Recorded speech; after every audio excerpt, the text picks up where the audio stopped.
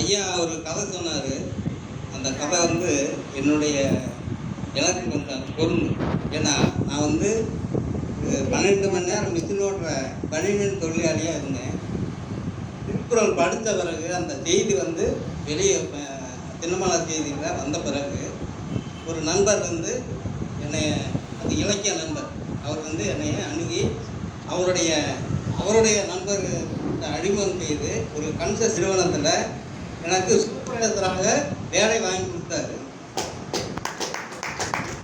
அந்த பொறுப்பை நான் கரெக்டாக செஞ்ச பிறகு இப்போ வந்து அந்த நிறுவனத்தில் ஒரு மேனேஜருங்கிற ஒரு போஸ்டிங்கில் நான் இருக்கிறேன். ஆக என்னை வந்து வளர்த்தது வந்து திருக்குறள், திருவள்ளுவர். அதனால் என்றைக்கும் நான் இறந்த பின்னால் அந்த திருக்குறள் வந்து இந்த இடத்துல பேசிக்கிட்டே இருக்கணும். இந்த மேடையில் சொல்லிக்கிட்டு, அதாவது 1390 குறளையும் மனப்பாடம் பண்ணிட்டு ஒரு வித்தியாசமாக இருக்கணும்னு சொல்லி ஒரு 450 குறள் வந்து ஆங்கிலத்தில் பயிற்சி பெற்றுட்டு இருக்கிறேன். அதை வந்து உங்கள் முன்னாடி வந்து அந்த ஆங்கில திருக்குறளை வந்து எப்படி சொல்கிறாங்கிறத நீங்கள் வந்து கொஞ்சம் பரிசோதிக்கணும்னு உங்களை கேட்டுக்கிறேன். அந்த வகையில் நீங்கள் அந்த திருக்குறள் புக்கை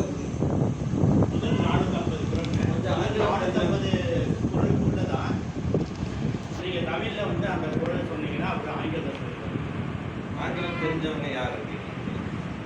இதில் ஆங்கிலத்தில் இருக்கு. நீங்கள் வந்து அது கேள்வி நம்பர் கேட்டால் நம்பர் கேளுங்க. அதுக்காக நம்பர் குறளை சொல்லி அந்த குறளுடைய ஆங்கில இப்போ பயிற்சி எடுத்துட்டு இருக்கிறேன், சொல்கிறேன். நான் 400 குறளை கேளுங்க. 400 குறள் தெரியும். நம்பர் அந்த நம்பர் மட்டும் கேளுங்க.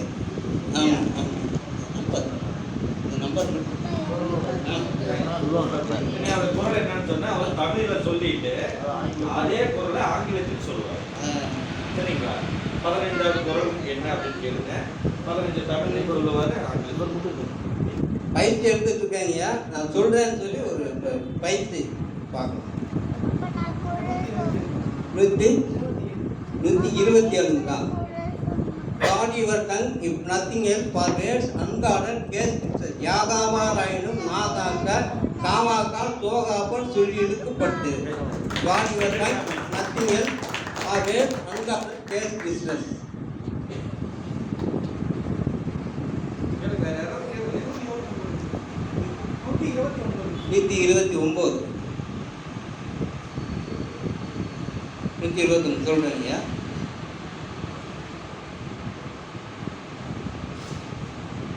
The wound cast by fire will kill within, but not the scare left by the time. தீயினால் சுட்ட புண் உள்ளாரும் ஆறாதே, நாவினால் சுட்ட வருங்க. 70 நட்பிற்கு வீட்டிற்கு யாரையும் கொட்பின்றி கொள்ளுமாய் ஒன்றும் நிலை.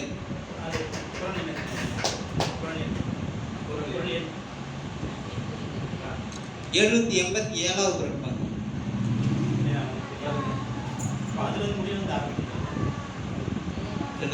நீங்க அதில் ஐயா வந்து தொடர்ந்து சொல்லுவாங்க. ஏதோ ஒரு படத்தில் ஐயா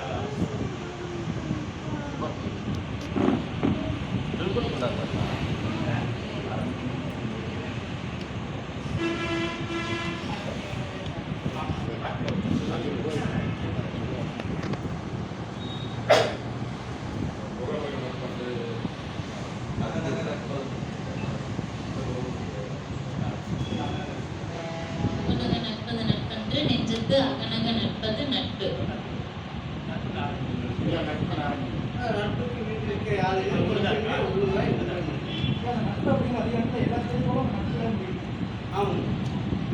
எல்லாமே முடியாது.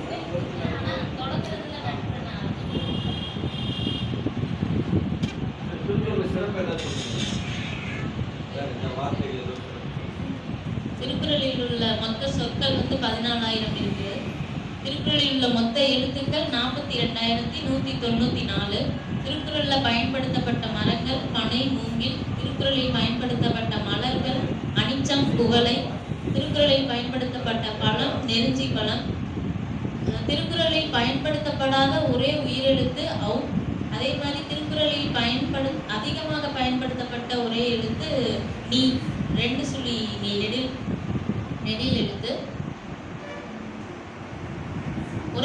இருமுறை வரும் ஒரே அதிகாரம் குறிப்பறிதல். குறிப்பறிதல்ன்ற ஒரு அதிகாரம் 2 முறை வரும் திருக்குறள்ல.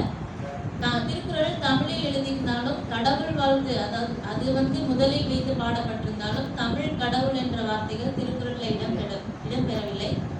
இதுவரைக்கும் திருக்குறள் 100க்கும் மேற்பட்ட மொழிகள்ல மொழிபெயர்த்திருக்காங்க. திருக்குறளை முதலில் ஆங்கிலத்தில் மொழிபெயர்த்தவர் ஜி.யு. போப், லத்தீனில் மொழிபெயர்த்தவர் வீரமாமுனிவர்,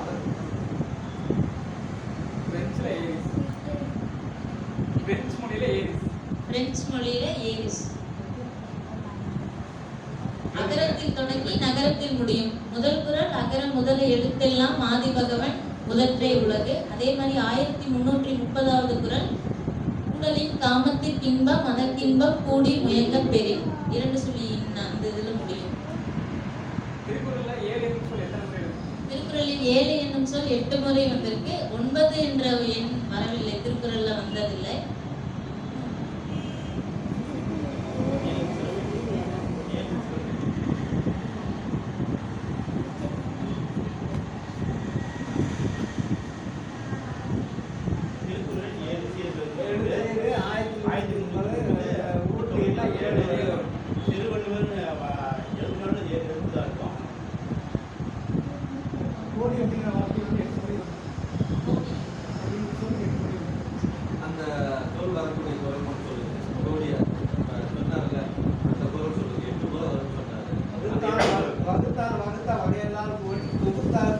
துய்த்தல் அறிது பழுதென்னும் மந்தியின் பக்கத்தில் தெருவர் 70 கோடி வரும். நகை வகைகள் அப்படின்னு பயனால் 10 அடுத்த கோடி வரும். அடிக்கை கோடி வரினும் பிடிப்பெந்தால் குன்றோ செய்தல் இல்லை. அடிக்கிய கோடி எனக்கு நான் தெரியுங்க, பரிசாவும் சொல்லுவேன். அதுக்காக 30க்காக கேள்வி கேட்போம். நமக்கு திறமை இருந்தால் கேள்வி கேட்கலாம். அவங்களுக்கு இருக்குன்னு சொல்றாங்க, நாம சோதிப்போம். விருந்தியான முடியும் குரல், விருந்தியான முடியும் குரல், விருந்து அப்படிங்கிற முடியும் குரல். நோக்கக்குளையம் அணிஞ்சு முகந்திருந்து நோக்கக்குளையம் விருந்து. அப்புறம் திருக்குறளை தரும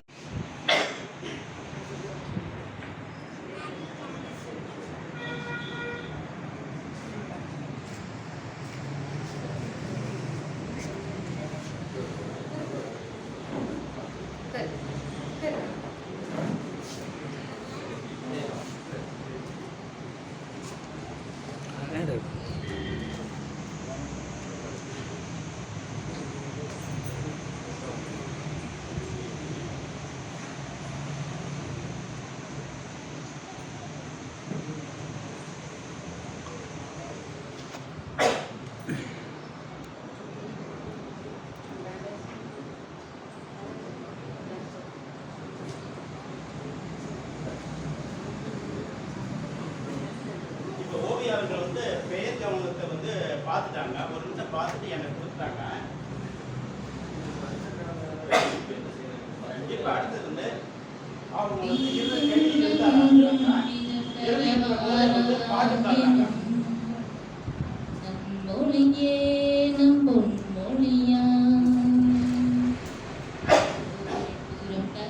பொருளை பொதுவாக்கவே அமைதி வழி காட்டும் ஐயன் வள்ளுவரின் தாய்மொழியான் செம்மொழியான தமிழ் மொழியான் செம்மொழியான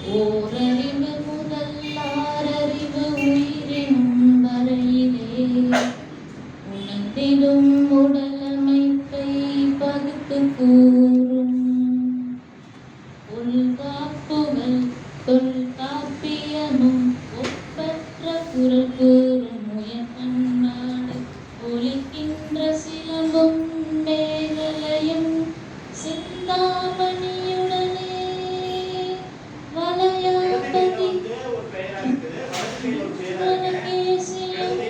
வலகே வலது கையில திருவள்ளுவர் எழுதிட்டு இருக்காங்க. அகமென்னும் புறமென்னும் வாழ்வையலாக வகுத்தளித்து ஆதி அந்தமில்லாது இருக்கின்ற இனிய மொழி அன்புள்ள அப்பா அப்பா யாருமே உன் போல் இல்லை மண்மேலே அன்புள்ள அப்பா திருக்குறள் எண் நம்ம அப்பா 3 எண் வந்து மாயையும் நண்பர்களே உன்னில் கண்ணே அந்த நண்பாய் குறள் எண்ணை வந்து நான் சொல்றேன். என வேண்டும் உலகிலே கொடுத்திடுவாய் நீ முதலிலே வேணாமல் தரும் தெய்வம் நீதானே உண்மையிலே அன்புள்ள அப்பா அப்பா யாரும் தாயையும் முன்னில் கண்ணே நண்பாலே அன்புள்ள அப்பா அப்பா தாயையும் முன்னில் கண்ணே நண்பாலே தோழனிடனே தோளும் கொடுத்து தோழிகளை ஜெயித்திட வருவாய் தோணும் சோகம் எனையும் கண்டு மறைத்து புன்னகையை எனக்கென தருவாய் தூசி என தொடவும் விடமாட்டாய் தோளில் என்னை தொடர்ந்து நடைபோர்ந்தாய் வந்தாய் நீ என் மகரமாய் அன்புள்ள அப்பா அப்பா யாருமே உன் போல் இல்லை மண்மேலே அன்புள்ள அப்பா அப்பா தாயே உன்னில் கண்ணே நண்பாலே குறள் எண் 66, குறள் எண் 66, குறள் எண் 11, குறள் எண் 11, குறள் எண் 1. இப்பொழுது அடுத்ததாக தலையில எழுத ஆரம்பிச்சிட்டாங்க. தீரானதி நீதானடி நீங்காமல் நான் மூழ்கி போவேன் நீதானடி வானின் நதி நீ இப்ப அவங்க பாட்டு எழுதிட்டு இருக்கிறாங்க. தேசத்தில் பாடிட்டு இருக்காங்க. இப்ப பிறந்த தேதி சொல்லிட்டு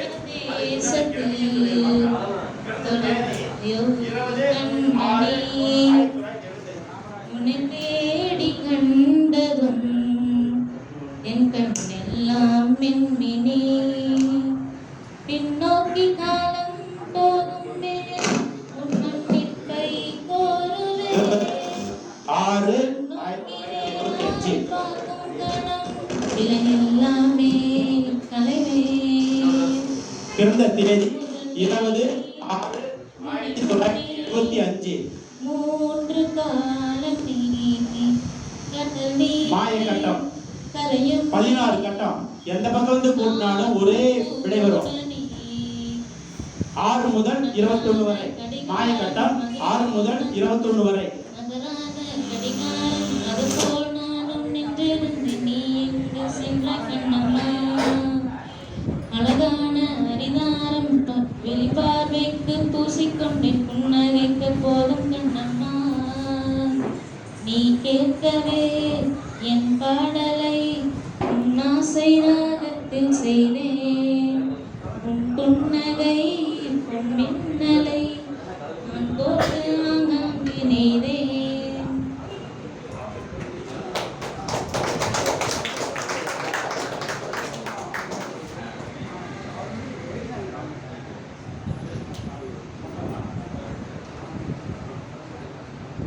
முதலில் பெயர் கவனம்.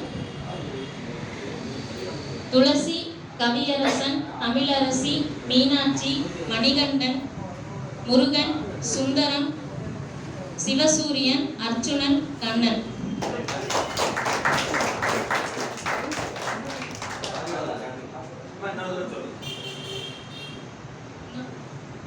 துளசி, கவியரசன், தமிழரசி, மீனாட்சி, மணிகண்டன், முருகன், சுந்தரம், சிவசூரியன், அர்ச்சுனன், கண்ணன்.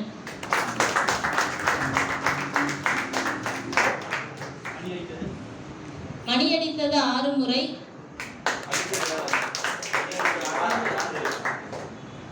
பூவினால் ஒன்று எடுத்ததும் 6 முறை. திருக்குறள் எண் 11, 66, குறள் எண் 1. குறள் எண் 1, அகர முதல எழுத்தெல்லாம் ஆதிபகவன் முதற்றே உலகு. குறள் எண் 11, வானின்று உலகம் வழங்கி வருதலால் தானம் எழுதம் என்றுணர் பாற்று. குறள் எண் 66, தற்காத்து தற்கொண் குழலினிது யாழினிது என்பதம் மக்கள் மழலைச்சொல் கேளாதவர்.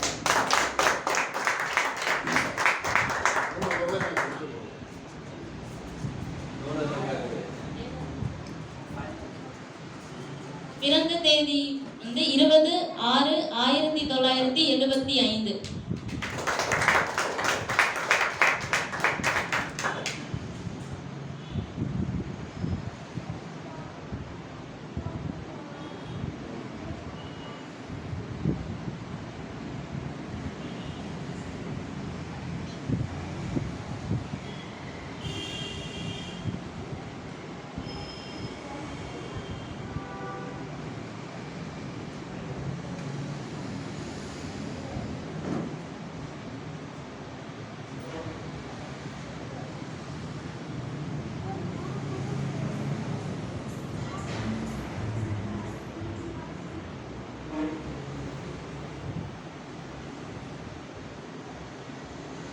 வெள்ளிக்கிழமை 20/6/1975 வெள்ளிக்கிழமை.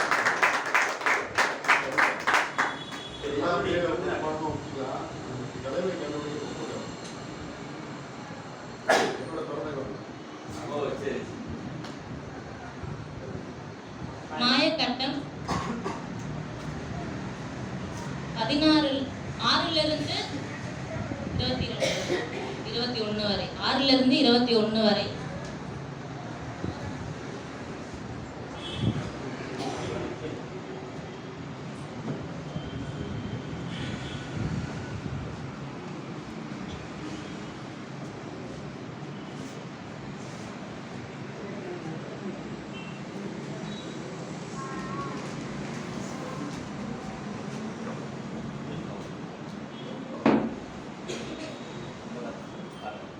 இதோட கூட்டுத்தொகை 54 வரும்.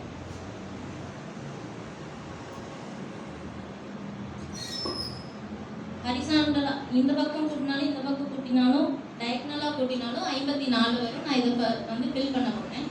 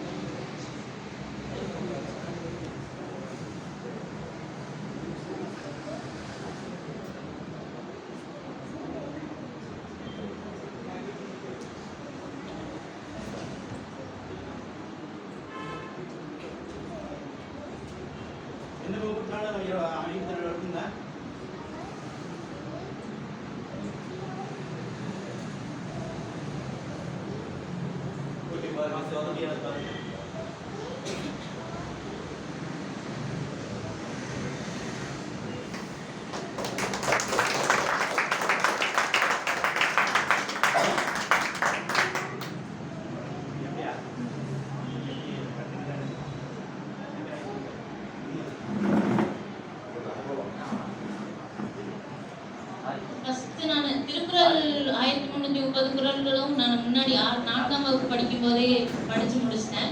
அதுக்கப்புறம் ஒரு ஊட்டியில ஒரு நிகழ்வுக்காக போயிருந்தோம், திருக்குறள் நிகழ்ச்சிக்காக. அங்க ஒருத்தர் தசாவதானி ஒருத்தர் பண்ணியிருந்தார். அவர் வாயில கால்கள்லாம் பேனா வச்சு எழுதுவாரு. அந்த முயற்சி பார்த்ததுக்கு அப்புறம் சரி இதை நம்மளும் முயற்சி பண்ணி பார்க்கலாம் அப்படின்றது சின்னதாக முயற்சி எடுத்தோம்.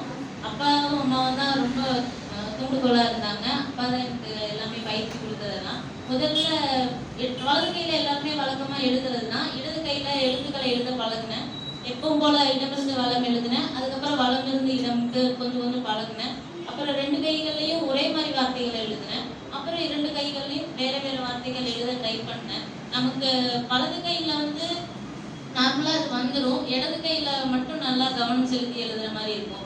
அதே மாதிரி நம்ம சின்ன பிள்ளைங்களா இருக்கும்போதே ஹோம்ஒர்க் எழுதும் போதெல்லாம் நம்ம பாட்டு கேட்டுட்டு இல்லை பாட்டு பாடிட்டே எழுதுவோம்ல, அந்த ஒரு அனுபவத்தில் அந்த பாட்டு பாடுறது ஒரு கவனம் சேர்ந்துருச்சு. அதுக்கப்புறம் அந்த பூவினால் ஒற்றி எடுத்தல், மணியோசை எழுப்புதல், அதெல்லாம் மட்டும் நல்லா கவனம் கொண்டு ஒவ்வொரு கவனமாக சேர்த்து கொண்டே வந்தேன். ஃபஸ்ட்டு இதை எழுதும்போது முதல்ல பூவினால் ஒற்றி எடுக்கிறது ஃபஸ்ட்டு இது பண்ணேன். அதுக்கப்புறம் பூவினால் ஒற்றி எடுக்கிறது, மணியோசை எழுப்புறது, 2ஐயும் கவனத்தில் கொண்டு வந்தேன். அதுக்கப்புறம் ஒவ்வொரு ஸ்டெப் பை ஸ்டெப்பாக அடுத்து திருக்குறள் நம்பர் சொல்கிறது. அடுத்தது முதல்ல 8 கவனம் தான் பண்ணிட்டு இருந்தேன். இந்த பிறந்த தேதியும் மாயக்கட்டமும் இல்லாமல் இருந்தது. அதுக்கப்புறம் 8 கவனங்கள் முடிச்சதுக்கப்புறம் பிறந்த தேதி மாயக்கட்டம் ஆட் பண்ணிக்கலான்னு இப்போ 10 கவனமாக பண்ணிட்டு இருக்கேன். அடுத்து 16 கவனங்கள் பண்ணணும்னு அப்பா சொல்லிட்டு இருக்காங்க. அதுக்கு உண்டான முயற்சியை முடிஞ்ச அளவுக்கு பண்ணுறேன்.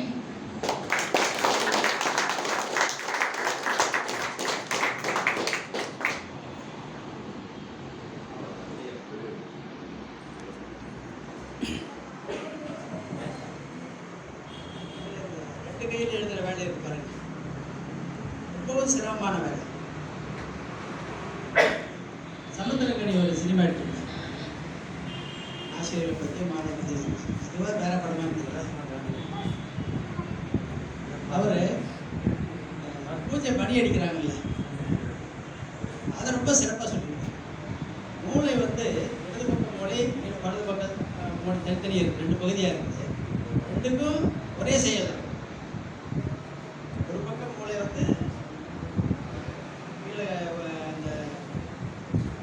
நரம்பெல்லாம் வந்து கிராஸ் ஆகும். வலது பக்கத்தில் இருந்து அசைவுகளோ வார்த்தைகளோ எண்ணங்களோ இடது பக்கத்தில் இருக்கும். இடது பக்கத்தில் இருக்கிற மூளையில் இருந்து கட்டளைகள்லாம் வந்து வலது பக்கத்தில் இருக்கும். இது 2ஐயும் ஒருங்கிணைக்கிறது மூளைக்கு இருக்கிற பகுதி. ஆனால் இந்த 2 தனித்தனியாக வேலை செய்யறது பாருங்க, ரொம்ப சிரமமான வேலை. நீங்கள் 2 கையும் சேர்ந்து ஒரே வேலை செய்யும், இல்லை ஒரு கை மட்டும் ஒரு வேலை செய்யும். 2 கையும் வெவ்வேறு வேலை செய்கிறது. அதான் அவர் சொல்லியிருப்பார், நீங்கள் பூசாரி மணி அடிக்கிறது சாதாரண வேலை இல்லைங்க. ஒரு கையில் மணி அடிப்பார், ஒரு கையில் ஆராதனை காட்டுவார். நம்ம செஞ்சால் வரவே வராது, சாதாரண ஒரு சின்ன நிகழ்ச்சியே வராது. ஏன்னா 2 பக்கம் இருக்கிறது ஒருங்கிணைத்தான் வேலை செய்யும். 2 கண்ணு சேர்ந்து ஒரே பார்வை தான் பார்க்கணும். நீங்கள் தனியாக பார்க்க முடியும் தான் பார்க்க முடியும், நீங்கள் கண்ணு திறந்துட்டு பார்க்க முடியாது. அது மாதிரி இயக்கமும் அது மாதிரி தான். மூளையில் வந்து எல்லாமே 2 பகுதியாக இருக்கும். அதை வந்து 2 கையிலையும் நேராக எழுதுறதே நமக்கு சிரமம். 2 கையிலையும் தலைகளாக எழுது, ஒரு கையில் தலைகளாக எழுது, ஒரு கையில் நேராக எழுதுறது, இதெல்லாம் மிகச்சிறந்த கவனம் இந்த அதை அதாவது மூளை வந்து நம்ம அவசியம் மனப்பாடம் பண்ணிடலாம். மூளை வந்து அவ்வளோ சீக்கிரம் நம்ம பேசி கேட்கணும். அதனால் ரொம்ப சிறப்பாக செய்யிருக்காரு. 16 கவனம் நீ செய்வேன், அப்பா செய்ய வச்சுருவேன். அம்மா வரல, பாக்கியா வரலையா?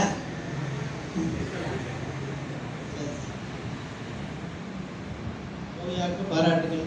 முயற்சி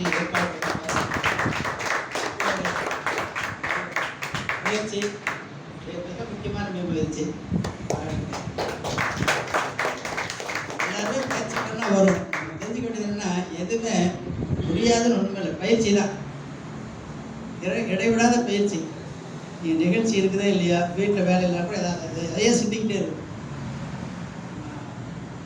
16 கவனம் பண்ணவர் இவர் இருப்பார், அவர் பேர் சுப்ரத்னா. அவர் ஒரு நிகழ்ச்சியில் சொன்னார், இங்கே தெரியல மனவளக்கலை மன்றத்தில் ஒரு 10 வருஷத்துக்கு மேலே இருக்கு சொன்னார். ஓவியம் இதை எப்படி பின்பற்றான்னு தெரியல. திருக்குறளை எப்படி ஏன் சொல்கிறீங்க அதெல்லாம் சொல்கிறீங்கன்னா, நம்மளாம் பார்த்தா மனப்பாடம் பண்ணிக்கணும். அவர் என்ன சொன்னார், புத்தகத்தை பார்க்குறோம், இதை பார்த்தோம்னா அப்படியே அந்த படம் மாதிரி பதிஞ்சிடும்.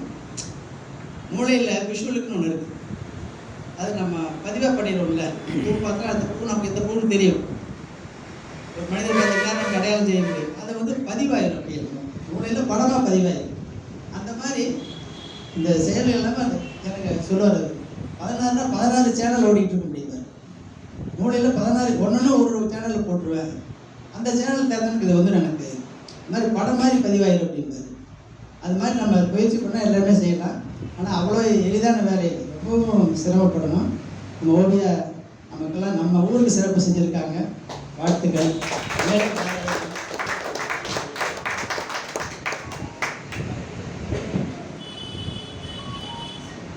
இந்த பதின்கவனகம் என்பது சில ஆண்கள் செய்திருக்கிறார்கள். பெண்கள் இதுவரை யாருமே அதை சாதித்ததில்லை. முதல் பெண்மணி என்ற பெருமையை பெறுகிறார் ஓவியா அவர்கள். அது நம்ம ஊருக்கு கிடைத்த இன்னொரு சிறப்பு. இப்ப ஓவியா தன்னுடைய அனுபவத்தை சொல்லும்போது, ஊட்டியில போய் பார்த்தேன், அதை பார்த்த உடனே எனக்கு ஒரு இது தோணுச்சுன்னு சொல்லி, அதே மாதிரி இந்த 3 குழந்தைங்க உட்கார்ந்துருக்காங்க. 10 வருஷம் கழிச்சு நீங்க இது மாதிரி சொல்லணும். நான் இது மாதிரி மைய நூலகத்துக்கு போயிருந்தேன், அப்போ ஓவியங்கிற அக்கா இது மாதிரி செஞ்சாங்க, அதெல்லாம் எங்களுக்கு ஒரு இன்ஸ்பிரேஷன் சொல்லுவாங்கல்ல, அது மாதிரி எனக்கு இருந்தது. அதனால் நாங்களும் அதை அந்த வழியை பின்பற்றி வந்திருக்கோம்னு சொல்லணும். உங்களுடைய கவனம் ஒவ்வொன்றுமே அவங்க எப்படி செய்யறாங்க அது மாதிரி நாம வரக்கு முயற்சி செய்வோம்னு தொடர்ந்து முயற்சி செய்யுங்க. ஓவியாவில் நம்ம ஊருக்கும் இன்று மைய நூலகத்துக்கும் பெருமை, இந்த நிகழ்ச்சிக்கும் பெருமை. நன்றி. இப்போ அந்த ஓவியா அற்புதமாக இந்த விஷயத்தை செஞ்சாங்க, வாழ்த்துக்கள். நம்ம எல்லாருக்குமே என்னன்னா, யாராவது ஒருத்தர் பண்ணாங்கன்னு நமக்கும் பண்ணணும்னு தோணும் இல்லையா? நீங்கள் பண்ணுனாங்க, அதை பார்த்து நம்மளும் பண்ணணும்னு தோணும் இல்லையா?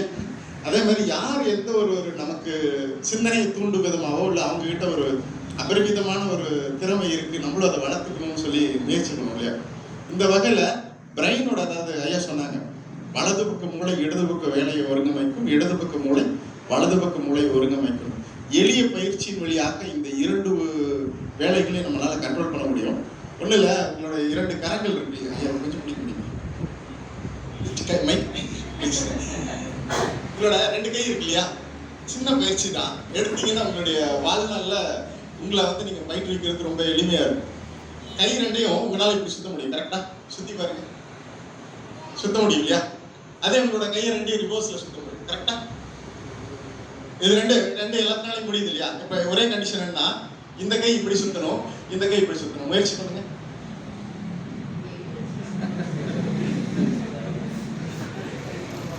எளிமையாக சொல்லித்தரேன். ரைட்? உங்களோட மூளைக்கான சிறப்பு பயிற்சி இவ்வளவுதான். ரைட்? இவ்வளவுதான். இதை தொடர்ச்சியாக பயிற்சி செய்ய ஆரம்பிங்க. முதல் பயிற்சியினுடைய முடிவு இவ்வளவுதான். ஒன்றும் இல்லை, நம்மளுடைய ஒரு மூளை, அதாவது இடது பக்க மூளை நம்மளுடைய வலது கரத்தை வந்து பயிற்றுவிக்கணும், நம்மளுடைய வலது பக்க மூளை இடது பக்க மூளையை பயிற்றுவிக்கணும். இந்த முதல் பயிற்சி இது வந்து ஒரு ஆகச்சிறந்த பயிற்சிகள் இது ஒன்று. இதை நம்ம வந்து தொடர்ச்சியாக நம்ம பண்ண என்னன்னா, நம்மளுடைய 2 பக்கம் இருக்கக்கூடிய மூளையினுடைய 2 பகுதிகளும் ஒரு சேர நமக்குள்ளாக அந்த பயிற்சி எடுக்க ஆரம்பிக்கும். இது வந்து சாதாரண உடல் இயக்கத்துக்கு மட்டுமல்ல, நம்மளுடைய நினைவாற்றல் மட்டுமல்லாது நம்மளுடைய படிப்பு திறன் ஆகிய எல்லாவற்றையும் மேம்படுத்தும். ஆரம்பிங்க. நன்றி.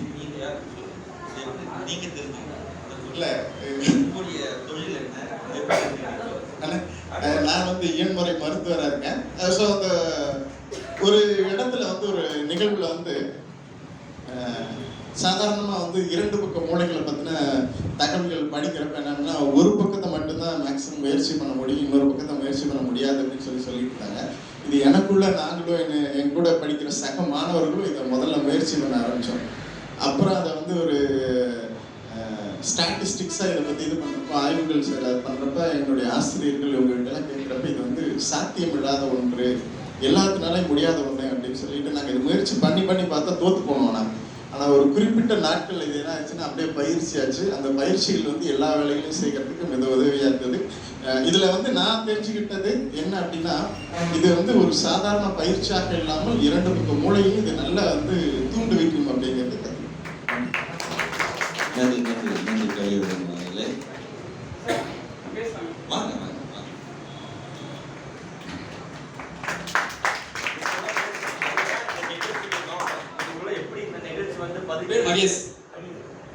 பேர் மகேஷ், பல்லடத்துல இருந்து வரேன். இங்கதான் போட்டி தேர்வு படிச்சுட்டு இருக்கேன்.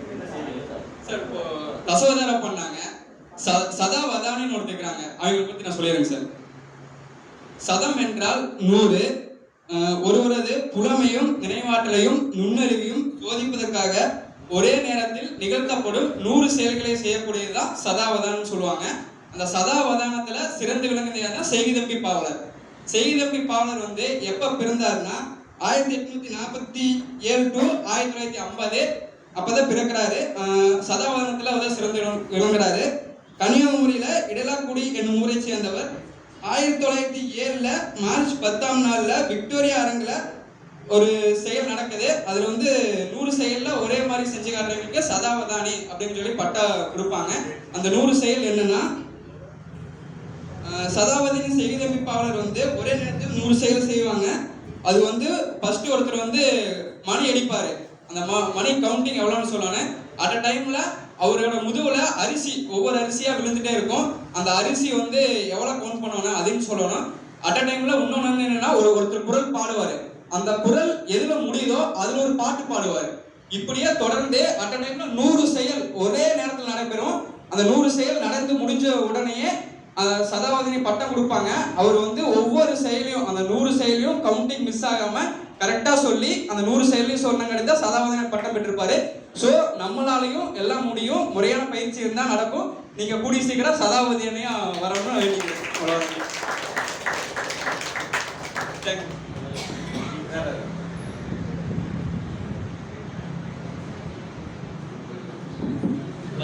ஐயா வந்து மூளையை பற்றி சொன்னார்.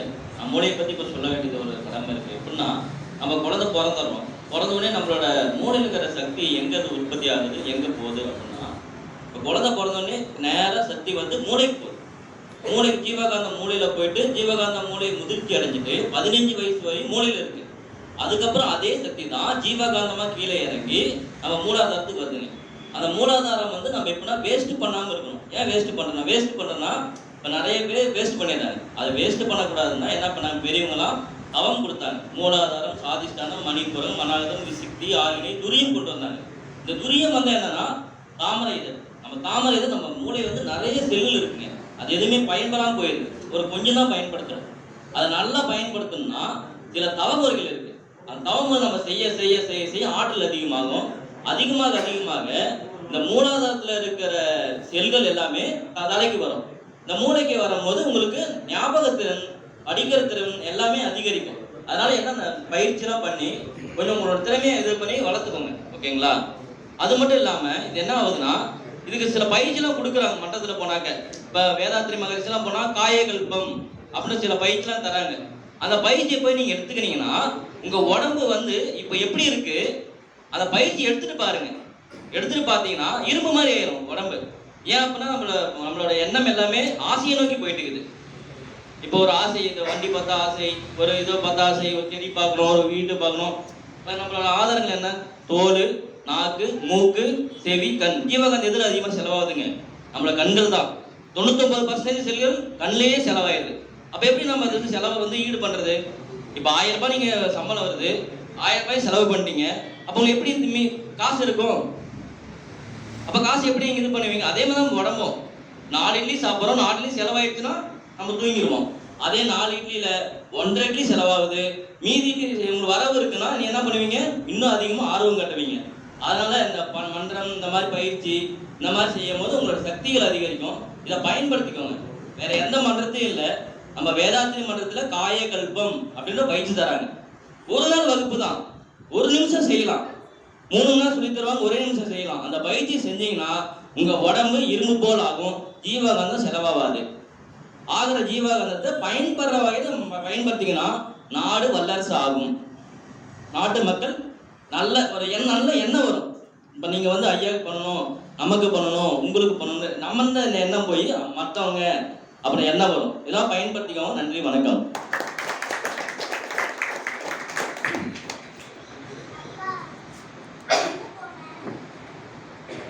நன்றி உரை.